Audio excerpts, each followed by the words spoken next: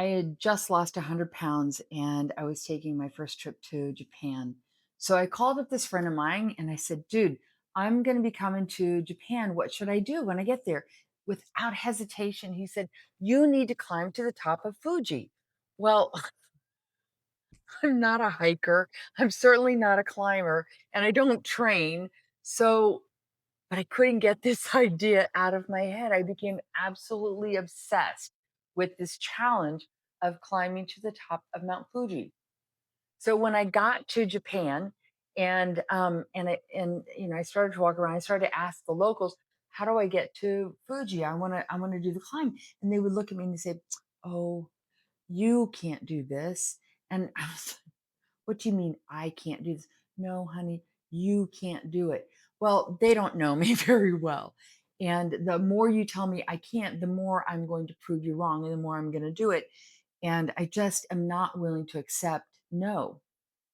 So I found that bus and I went anyway.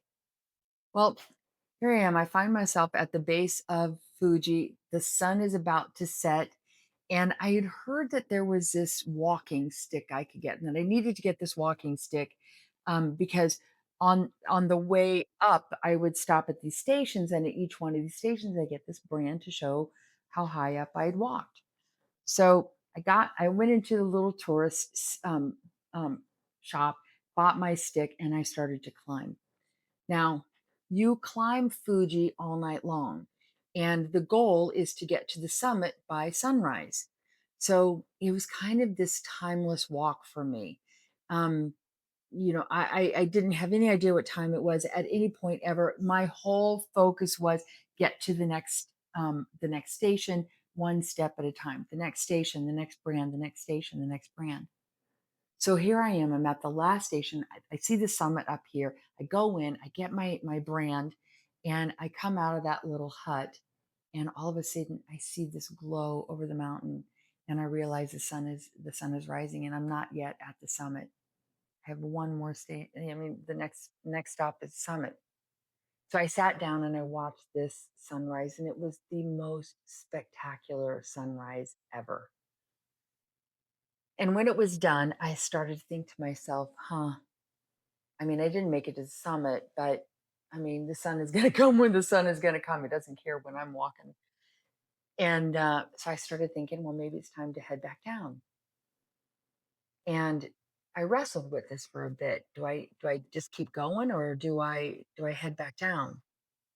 And then I heard my good friend Eddie's voice, and what I heard in my head in his voice was, Michelle, don't settle, don't ever settle. So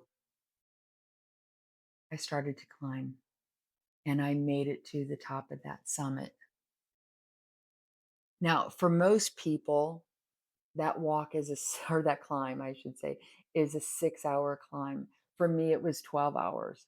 But um, when I got to that summit and that guy pressed that final brand in my stick, he bowed to me and I just lost it. I started to cry.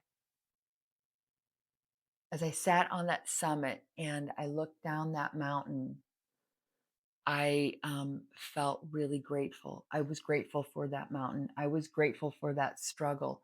I was grateful that I didn't stop one station short. And when I really think about it, I think about that sometimes the only difference between great achievements and almost is really just a choice. And for me, it was the choice to not settle.